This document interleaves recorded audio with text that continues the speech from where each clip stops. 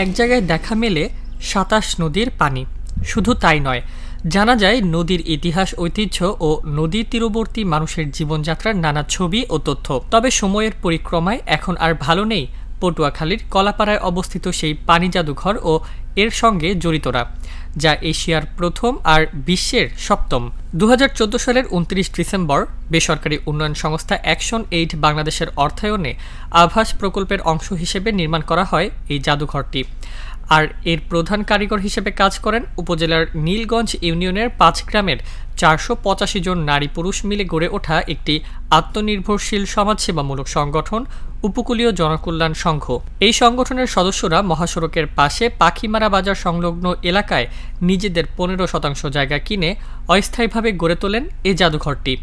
উপকূলীয় জনকল্যাণ সংঘের সভাপতি মোহাম্মদ জয়নাল আবেদিন জাগো নিউজকে জানান, প্রাকৃতিক বিপর্যয়, পানি প্রবাহে বাধা তৈরি করা ও অতিমাত্রায় পরিবেশ দূষণের কারণে নদীগুলো দিন দিন তার স্বকীয়তা হারাচ্ছে।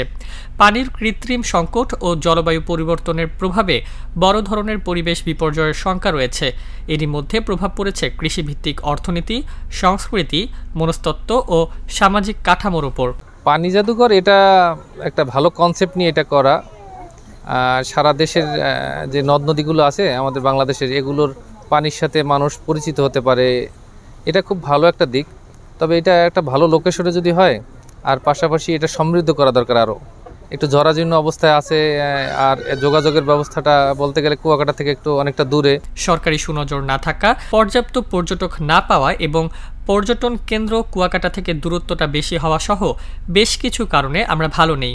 তিনি আরও জানান, পানি সম্পদের দিক বিবেচনায় মানুষের চিন্তার প্রসার ঘটানোর ব্যবস্থা করে জাদুঘরে প্রাকৃতিক পরিবেশের বিভিন্ন চিত্র উপকরণ তুলে ধরার চেষ্টা করা হয়েছে। এশিয়া মহাদেশের প্রথম পানি জাদুঘর এটি। প্রথম দিকে দেখার জন্য দেশ বিদেশ থেকে পর্যটকরা ভিড় করলেও এখন পর্যটক পাচ্ছি না। আসলে আমি এখানে নতুন, ফার্স্ট টাইম আসছি, তো আমার কাছে বিষয়টা খুবই গুরুত্বপূর্ণ, খুবই ভালো লাগছে। আমি কল্পনাই করতে পারিনি যে এশিয়া মহাদেশের মধ্যে যতগুলো নদ নদী আছে, সেই নদ নদীর পানিগুলো এখানে আসলে এরকম বোতলবন্দিভাবে দেখা যাবে। আমি খুবই ভালো লাগছে আমার কাছে। আপনারা আসবেন, এটা দেখবেন, এটা খুবই একটা মহৎ উদ্যোগ।